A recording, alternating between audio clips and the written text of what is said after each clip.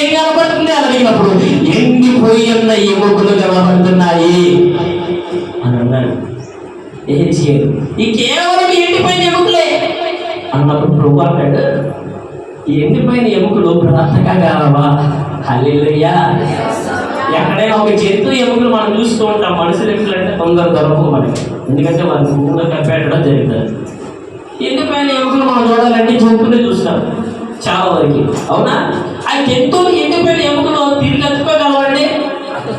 ఇక్కడ ఆ యెహెజ్కేలు చూసుకుని ఎముకలు ఎవరంటే ఒక జంతువులే కాదు, నరుల ఎముకలు అంట. హల్లెలూయా. మనుషుల ఎముకలు ఎండిపోయిన ఎముకలను చూస్తున్నాడు.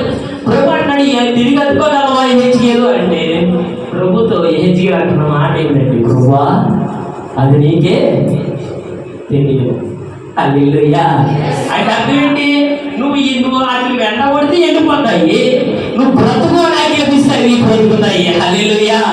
ఎండిపోయిన ఎముకలు నువ్వు బ్రతుకు అని ఆజ్ఞాపిస్తే అవి జీవముతో నిండుకుంటాయి. ఆ ఎండిపోయిన ఎముకలలో జీవం వస్తుంది, నరములలోకి రక్తం వస్తుంది. ఆ చర్మం, ఎండిపోయిన చర్మము ఎండిపోయిన ఎముకలను కప్పుకొని నరావతారిగా నిలబడగలదని యెహెజ్కేలు గ్రహించి ఉంది అని అంటాడు. ప్రభువా అది నీకే తెలియదు, అట్లా కలగజేసిన వాడు నీవే, మాకేం తెలుసు.